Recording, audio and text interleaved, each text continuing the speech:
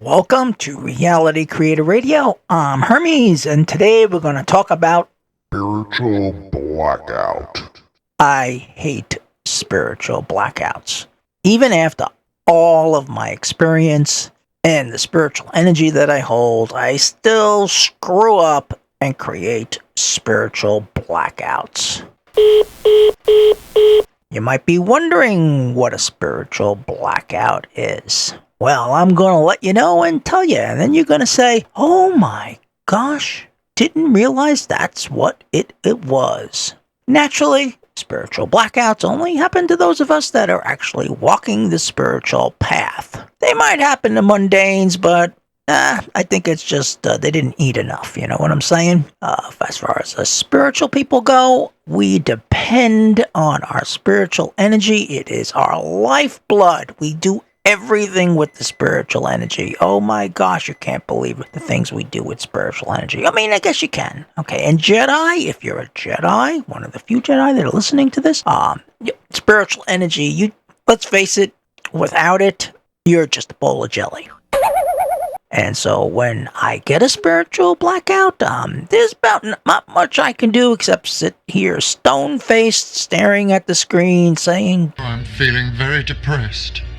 What is a spiritual blackout? If you haven't guessed by now, spiritual blackout happens when you blow out all your spiritual energy.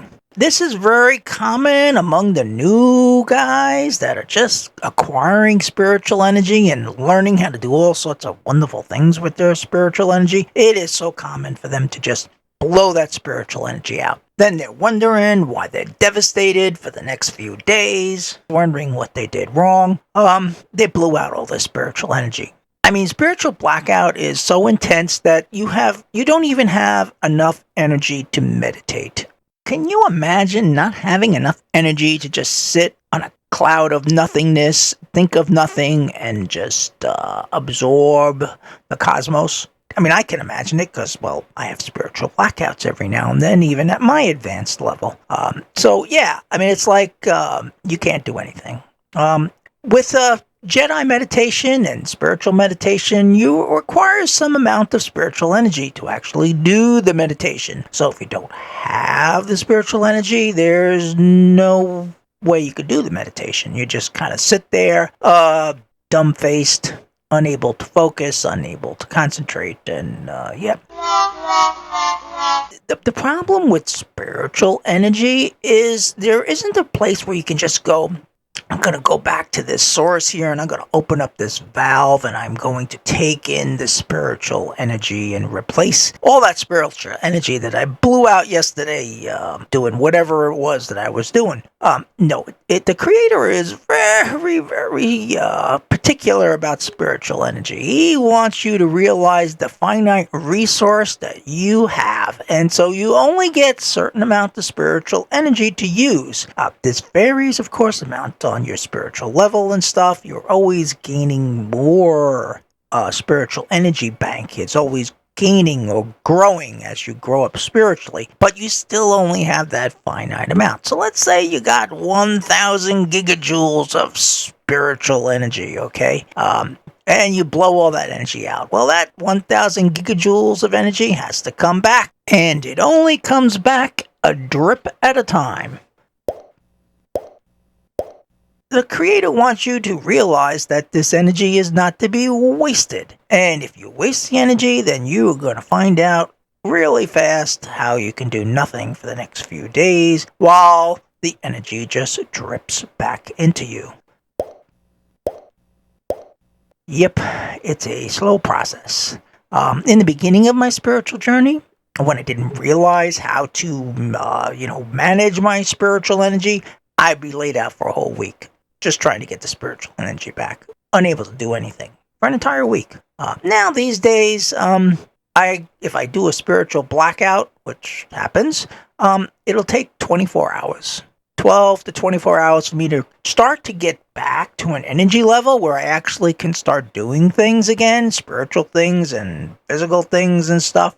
So you definitely want to guard your spiritual energy and keep it. You want to figure out how much spiritual energy you have and not exceed this spiritual energy. Because, let me mention something. It is easier to get back spiritual energy when you have spiritual energy. The trickle is very funny. It starts off very slow. Say you got 0 spiritual energy. The trickle starts out slow.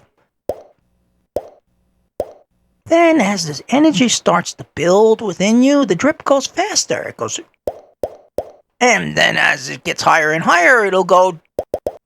This is how this spiritual energy comes back. So in the beginning, it's like you're waiting for just the little ounce of nectar to come through to just give you life back. Oh, gosh. And then once that drip starts coming back, you're back to your spiritual self.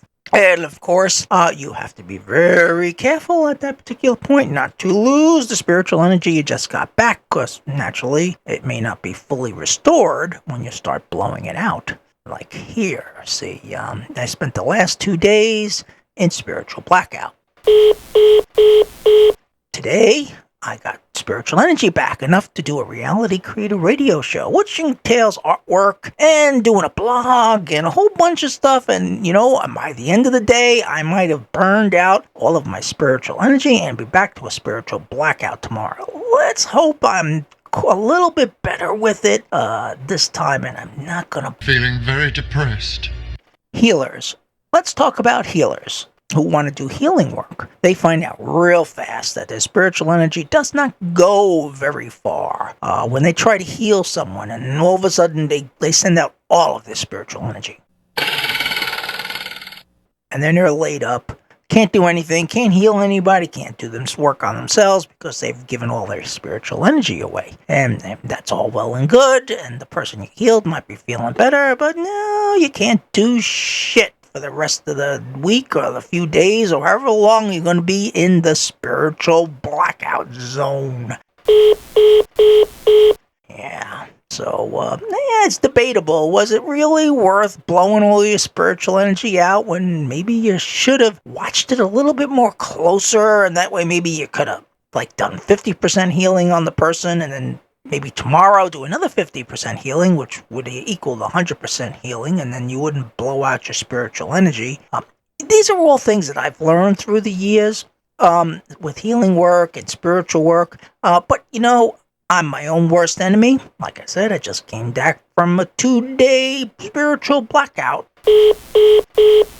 And, I do the same thing as all of you. I just try to do what I can with this magical, wonderful, mystical, spiritual energy and make it do things, the wonderful things for me, and I just wanted to do more than have the energy resource to do. And so then I'm sitting here just waiting on that.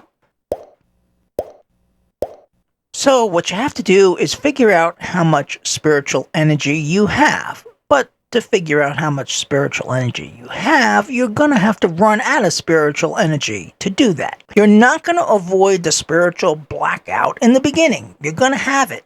That's just the way it is, because you have to learn the limits of your spiritual energy. And once you have a feeling for how much spiritual energy you got that you can send down into the various things that you want to do as you change and reshape your world, you will figure out that, okay, time to slow down on what I'm doing. I can only heal, one person every couple days. I can't heal 10 person a day, I can't do all this other stuff that I want to do. I have to be careful where I apply my spiritual energy. And through trial and error, you will get better at it. I promise you will not get perfect at it, because light workers, we like to help people. And sometimes we do it at our own expense. And, well, the Creator, while He wants you to help others, He also wants you to understand that spiritual energy is very, very precious. It's a commodity that you just shouldn't waste. And if you do, well, then you're going to be in the spiritual blackout zone.